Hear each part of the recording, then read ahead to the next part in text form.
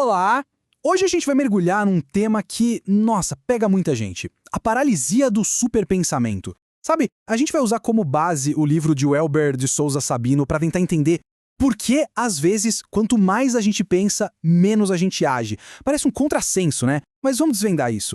Quem nunca se sentiu assim, num verdadeiro labirinto mental? Os planos estão todos lá, cada detalhe analisado. Mas aí, na hora H, na hora de agir, simplesmente não vai, trava. É essa sensação de estar preso, mesmo com o caminho todo claro na cabeça, que é o coração da nossa conversa de hoje. E é aqui que está o grande paradoxo. Como é que pode mais consciência, mais autoconhecimento, acabar levando a menos ação? Essa imagem aqui diz tudo, né? O caminho está ali, na frente, mas a nossa mente transforma essa ponte num precipício, e aí a gente paralisa. Para a gente entender isso direitinho, o nosso roteiro vai ser o seguinte, olha só. A gente começa com o paradoxo do superpensamento, depois vamos desconstruir essa ideia de autossabotagem e entender a verdadeira barreira para a ação. Daí, a gente vê a armadilha que é tentar se consertar, para então chegar numa solução, um novo caminho, a organização radical. E claro, vamos fechar com os primeiros passos práticos para conseguir fazer essa travessia. Bom, vamos começar com um termo que todo mundo já ouviu por aí: autossabotagem. Aquela ideia de que, sei lá, tem uma parte da gente que quer o nosso fracasso. Mas e se essa ideia não for bem assim? O material que a gente está analisando propõe um olhar completamente novo sobre isso. O que a gente costuma chamar de autossabotagem, na verdade, não é bem um desejo de se prejudicar.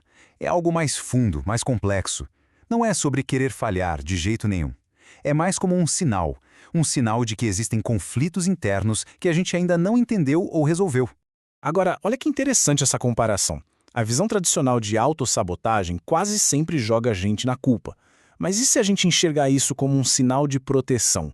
Um mecanismo de defesa que talvez esteja só um pouco mal calibrado. Aí a abordagem muda completamente. A inação deixa de ser vista como um defeito e passa a ser um sintoma de medos mais profundos, como o medo de errar, de não ser perfeito, de ser rejeitado. Faz sentido? Certo. Então, se não é bem autossabotagem, o que é? Por que será que até os planos mais geniais às vezes morrem na praia, não viram ação? Vamos dar uma olhada nessa barreira invisível que existe entre o pensar e o fazer.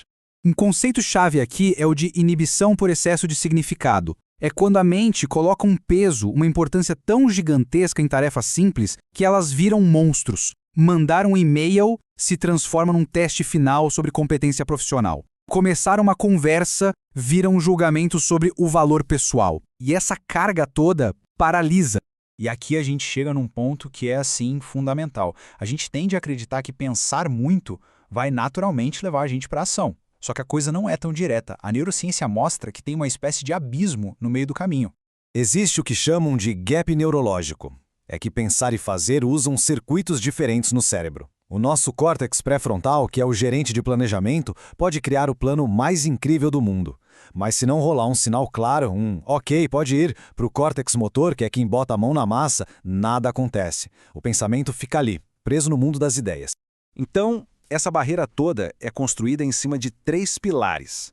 O primeiro é essa fusão da ação com a identidade. A ideia de que se eu falhar nessa tarefa, eu sou uma falha.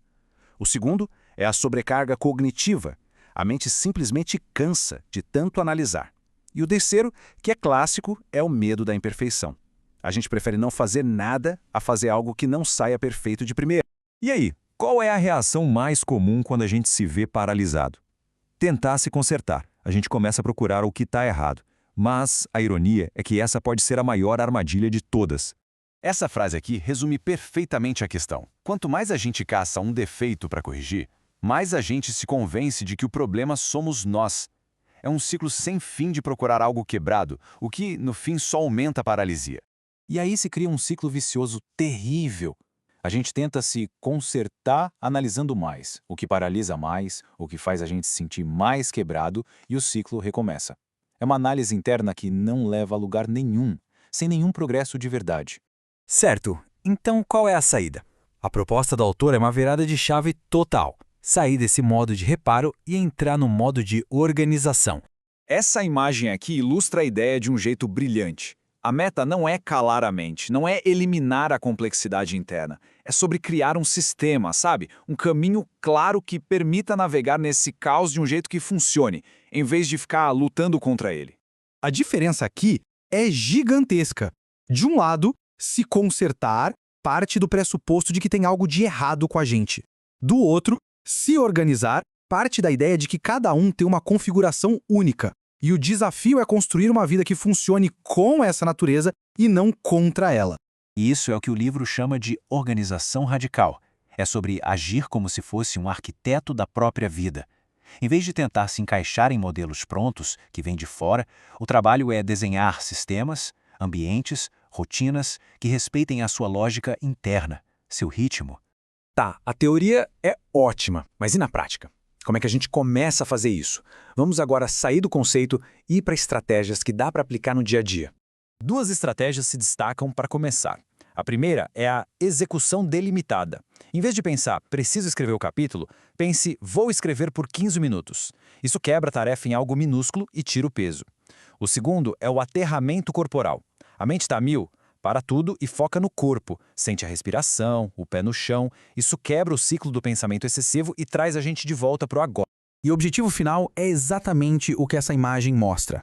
É pegar todo aquele emaranhado de pensamentos, aquela complexidade toda, e traduzir numa única ação. Uma ação pequena, simples e possível de fazer. É assim que a gente constrói, pouco a pouco, a ponte entre pensar e agir. No fim das contas, a grande mensagem é esta aqui. A nossa mente, com toda a sua complexidade, não é um problema para ser resolvido, não é um inimigo para ser derrotado. É um sistema. Um sistema que precisa primeiro ser compreendido e depois organizado para trabalhar a nosso favor. E para fechar, fica essa reflexão. E se toda essa paralisia, essa dificuldade de agir não for um defeito? E se na verdade for uma mensagem? Uma mensagem do nosso próprio sistema, pedindo não por um conserto, mas por uma organização. Uma organização mais autêntica, mais alinhada com quem a gente realmente é.